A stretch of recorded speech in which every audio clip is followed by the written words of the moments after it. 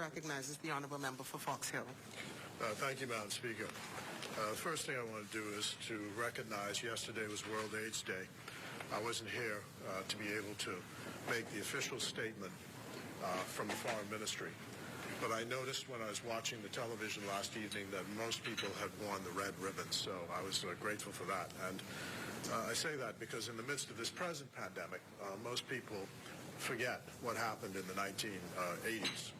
And so many of my friends and colleagues died of this disease as a result of prejudice, largely, with the Western world ignoring the matter, thinking that it only affected a certain group of people, and then it spread to the wider population, and people died unnecessarily. And so I think it is good that Kevin Delancey and his folk up in 8 Mile Rock are still there, marking the day and remembering those who passed away. And I want to thank him for the work which he did, and thank the Member of Parliament for Nassau Village, who went and stood in for me at the World AIDS Day service in Grand Bahama yesterday.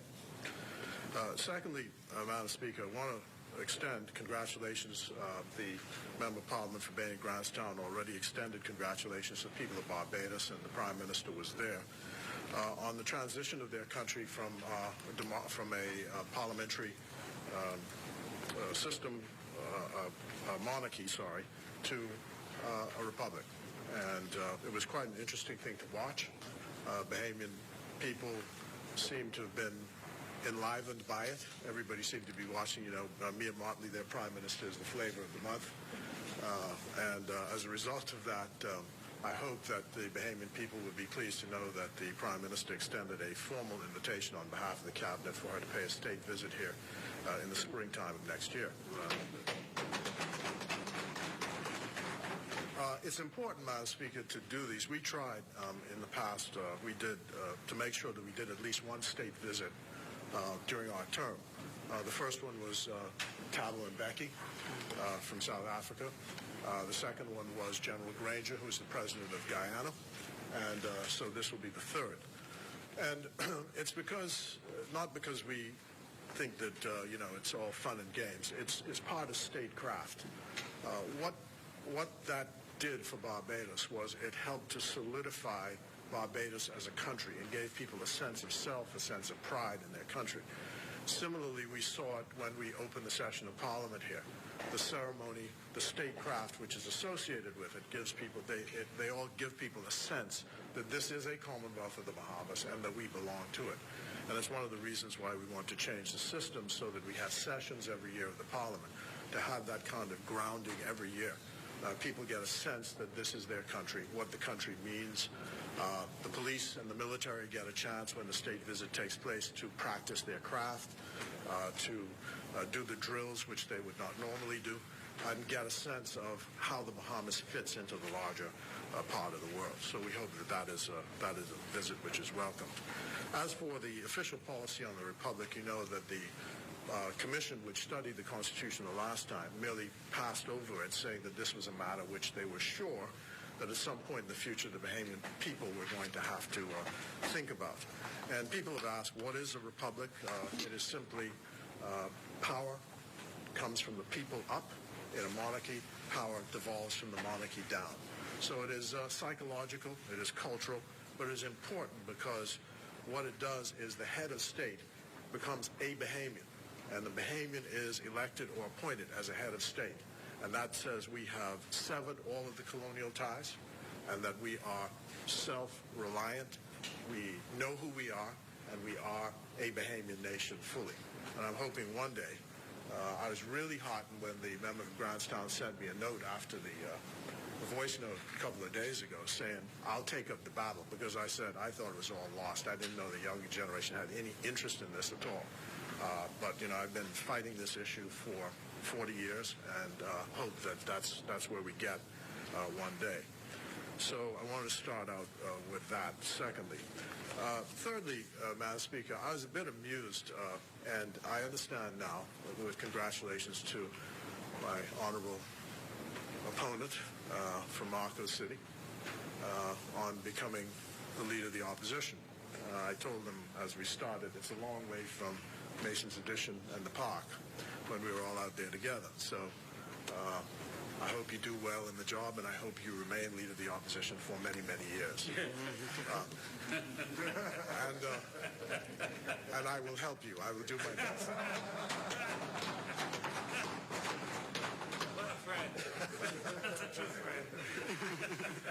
But I understand now why in his other life he was a writer, and he used to take the mickey out of politicians, because I was reading this story in the press while away about poverty and the poor, and how there was great passion about why we the PLP are not looking out for the poor because we're changing the rules on VAT and all the rest of this. And I said, where did all this passion come from for the poor? Because poverty increased over the last 4.5 years, and the poor were so grateful that on the 16th of September they rewarded the passion maker for his passion for the poor. So I just a bit amused by it, and I was grateful that civil society answered. It wasn't us who answered. They said, look, you didn't read the reports. You didn't understand the advice you were being given. Read the reports and understand the advice you're given, and then you'll know why we are where we are and what we have to do. So anyway, I'll leave that there. Since everybody was in a statesman-like mode this morning, I better behave. The public service is part of my remit, and I want to say that the last time I was public service minister, I had a very modest desire. I promised the Bahamian public that before I left as Minister for the Public Service, I would be sure I would try to accomplish this particular reform, that every office of the government that you called, they would answer the telephone by the second ring. I failed. Very, very modest, but I failed. And I've come back to office, and nothing has changed. Still the same. And I said to the last Prime Minister, and I'm using the telephone example as we have to become, the public service has to become a more effective executing instrument for government. Michael Manley told me something in an interview back in 1980. He said that part of the reason why the reforms in Jamaica that they were trying to carry out failed was because the public administration sagged under the weight of all of the stuff they were passing. So politicians were busy passing this, passing that, but ended up not being able to execute. And unless you execute, you could sit and pass any law you like.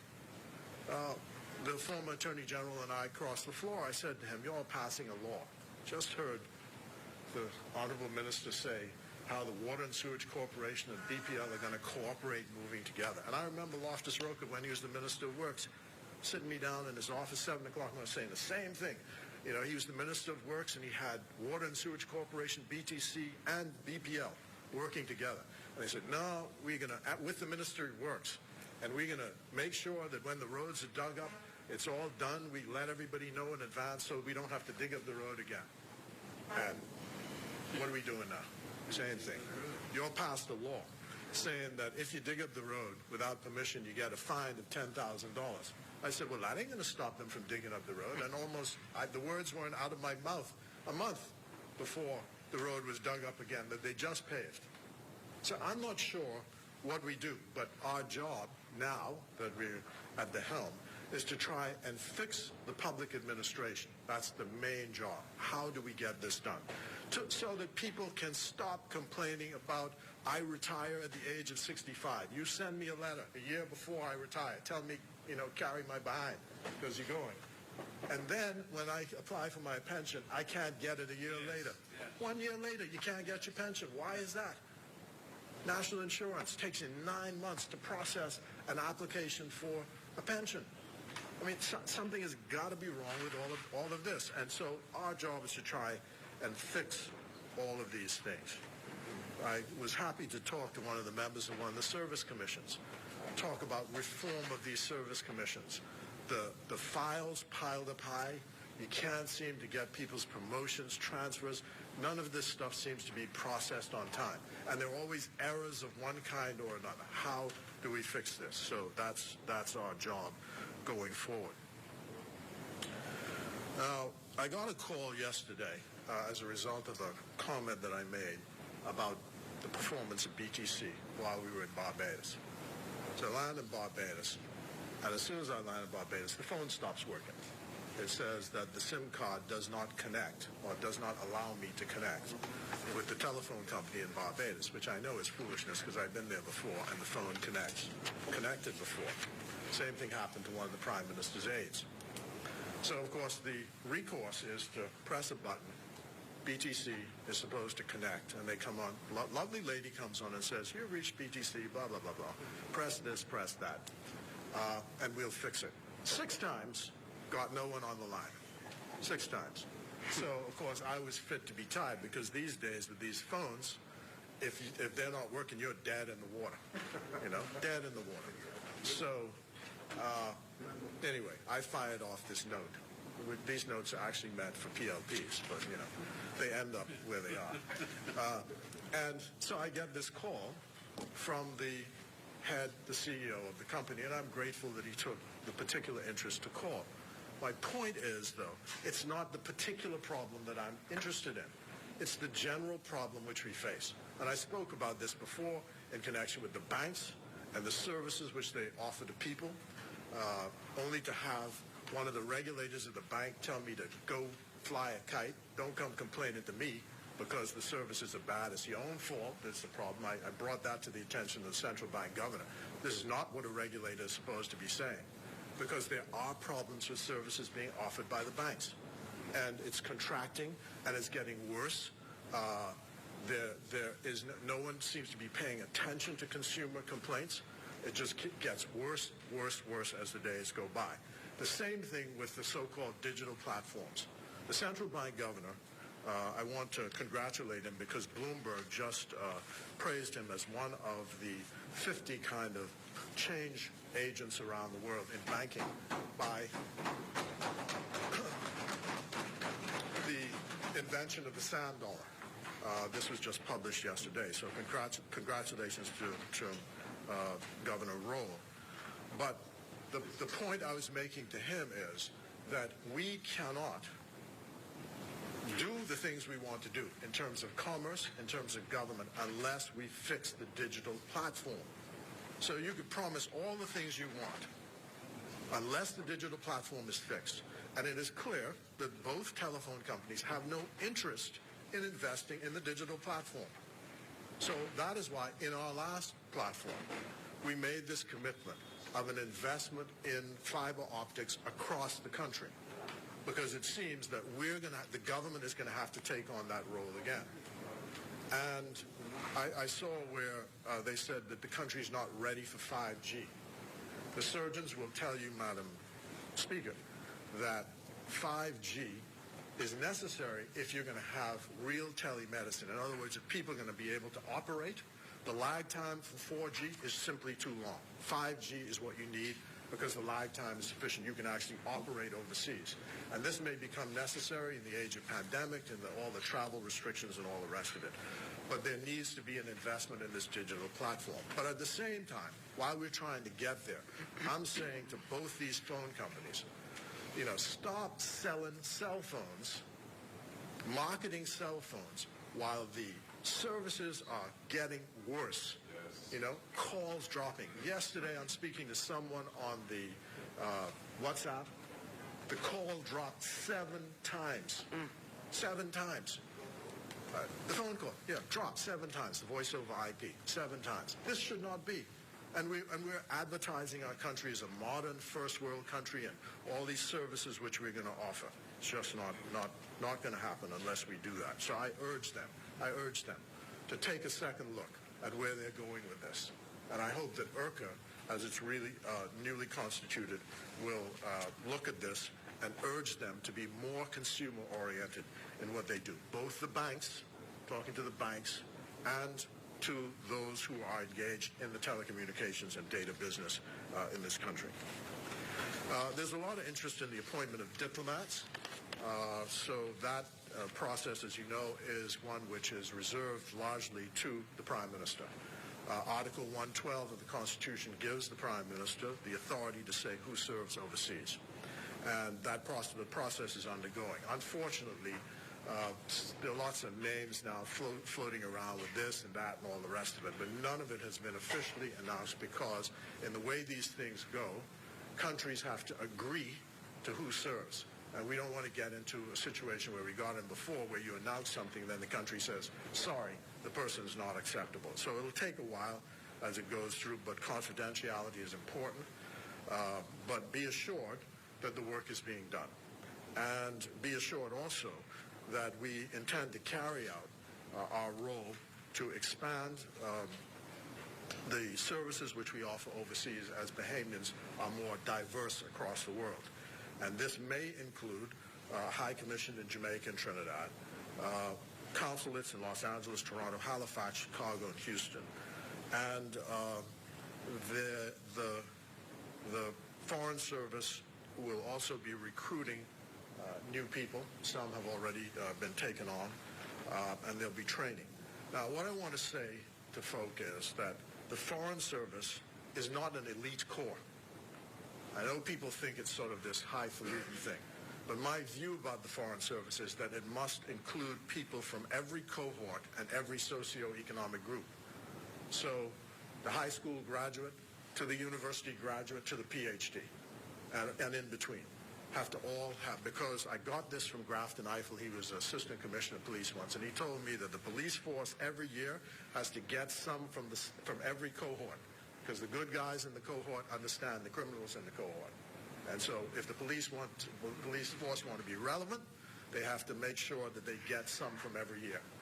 And that's my view about the Foreign Service. Every year we need to recruit 10, 20 people so that we get from the crop coming out of school. And we made a mistake imposing a moratorium prior to 2002. There was no hiring for almost 10 years in the Foreign Service. So what happens now is you've got up at the top, down at the bottom, and in the middle, no one in between. So we're trying to rectify that problem. But I also don't want to give the impression that the Foreign Service is a dumping ground for everybody who wants to flee the Bahamas. It's not that. This is something to do a job, a specific job for and on behalf of the Commonwealth of the Bahamas. And when your time is up, come back home. That's what I believe. So I want to thank those people who are, in fact, Foreign Service officers for all the work which they do for and on behalf of the country. And I mean, they do extraordinary work, extraordinary work. And I think underpaid for the jobs which they do. I think that going forward, we started the process of separating the Foreign Service from the public service, and that we hope to finish the job during this term because of the special situations which Foreign Service officers find themselves. You want to make sure that you have a proper Foreign Service with its own rules. For example, one of the things we found a bit strange was in all foreign services is that if you want to get married, you got to write the permanent secretary and get permission to get married. So I want you to know, if you join in the Foreign Service, that that's one of the rules. It's there in black and white. Yeah, right. You couldn't live in sin, though. The other things that we plan to do, of course, we've been asked before, is the Foreign Affairs Building and the Parliamentary Complex and the support for members of Parliament. And, you know, this has been a whipping horse of mine, this support of members of Parliament. I think that members of Parliament ought to have support for, you have these obligations, these mandates which you have, one of which is the public disclosure. And, you go scrambling around at the end of the year, people trying to fix up their public disclosure. I think that you ought to have an accountant that is paid for by the House of Assembly that supports that work for you, so you don't have any issue in trying to get these things done and finished. There needs, of course, to be a proper building This building was built in 1815 or thereabouts. We've been using it as a House of Assembly, and this was emblematic of the wealth and power of the day when the Loyalists overtook the governing of the country. It does not represent what we are today, and we need to make a stab at putting our own imprint on our country with this. And that is why I thought that the discussion which we had on the Bahamas and, whether it should be a republic or not was interesting. And I wish to commend to all colleagues a letter which was written by Ralph Gonsalves, who is the Prime Minister of St. Vincent and the Grenadines. And it was written to Mia Mottley as the Prime Minister of Barbados. And it's interesting from this point of view. It gives you a history of what the progress is toward independence of all of our countries. It was interesting to me that traveling with me in Barbados was the High Commissioner to Barbados designate, who is the Member of Parliament for Seabreeze, and the Ambassador designate to CARICOM, and the aides to the Prime Minister and to myself. And none of those persons were born in 1973 when the Bahamas became an independent nation. And what they saw for the first time was a reprise of what happened in the Bahamas in 1973. Because there you had Prince Charles, who presented the constitutional instruments to the Bahamas in 1973, at the ceremony in Barbados, officially saying farewell as a representative of his mother, who is, of course, was then the head of state. There is a picture which was taken which says exactly what this means. And the picture has Dame, the former Governor General, now President of Barbados, standing on a podium giving an award, the Order of Freedom, to Prince Charles. And she is standing on the upper platform, and Prince Charles is standing on the bottom platform, and she's handing him the award. That said everything in that picture about what it meant, that transition had taken place. Yeah. And so what I thought was that they got to experience the history of that taking place. And you would know, Madam Speaker, with all of my relationships as a public figure, my view is the Commonwealth of the Bahamas cannot succeed unless younger people buy into the Commonwealth of the Bahamas, that this is a place to stay, that it is a good place for them to raise their families, and this is a place where they can put down their roots. So my job, life's work, if you want to make it, is to be sure. And I think it needs to be a wide net, not based on prejudice. It doesn't concern me about, your color and all the rest of this stuff or your class. Everybody should come because the country belongs to you. And you must make of it when you get the opportunity. I say this to all of them. When you are on the stage, Shakespeare says, all the world's a stage. And we have our exits and our entrances. And in our lives, we play many parts. But when we're on the stage, we're supposed to do what we can do and not step back from what we can do. And we got short time, all of us, to be here. Some of us will only last a term. But however long we are here, we're supposed to do what we can do to move the project of democracy, of economic empowerment forward. Sir Lyndon Pindling left that mission to us, the question of economic empowerment. And we intend to move with dispatch with this. We cannot leave the country in a situation where only elites have the money and it doesn't spread around. And that's why we were so concerned about all this procurement legislation that they left in place, which appeared to be, a lot of fancy words and stuff. But basically, it was going to end up, those people who had the money would still have the money at the end of the day. And I don't want that. What I want is affirmative action. I want that kid who grows up in Baintown to know I could get a contract too. That's what I want him to know. And other three stuff, yeah, legally get a contract. And I talked about graft or any of that thing. Legally get a contract and make himself some money. And so he says at the end of the day when he goes home, or her, this is my country. That's right. This is my country. And I have a future here. I can raise my kids here. That's our job.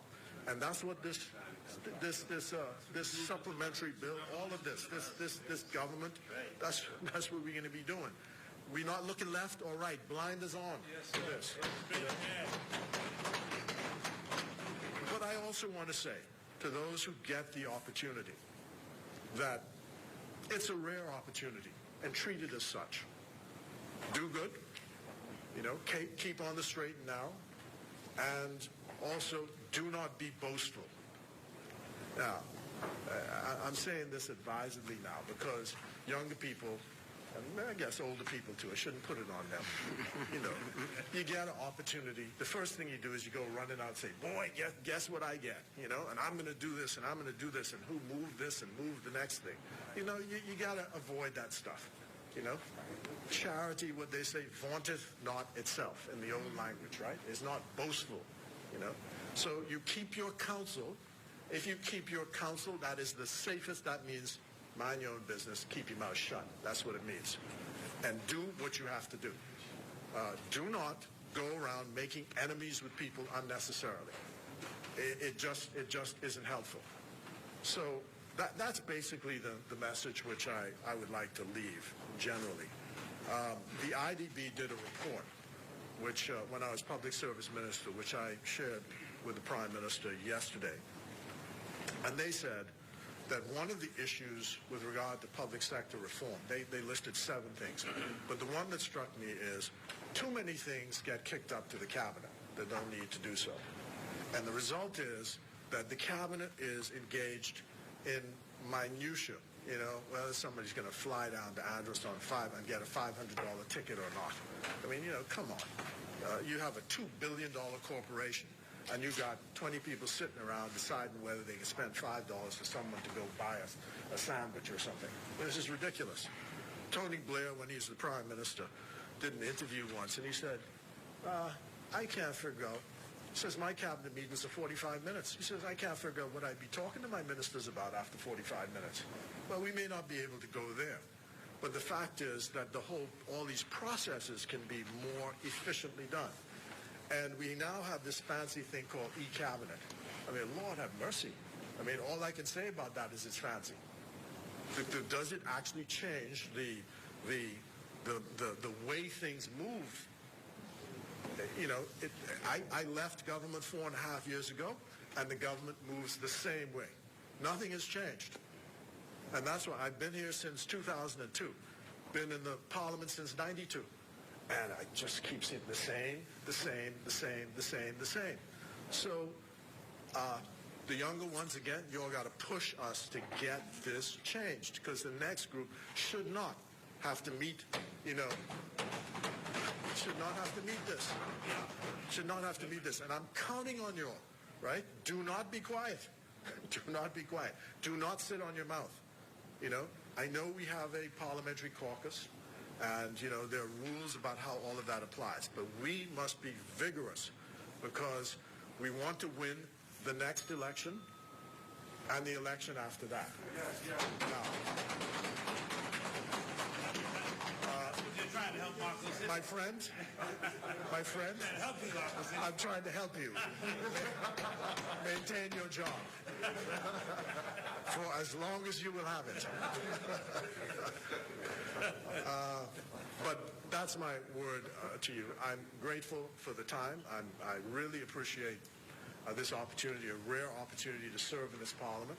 I hope I can see from the pride on everybody who's here that they also appreciate the opportunity that you've gotten. And I hope that at the end of this particular epoch, we will be able to say we've done well done for our country. And God bless you. Thank you, Honourable Member.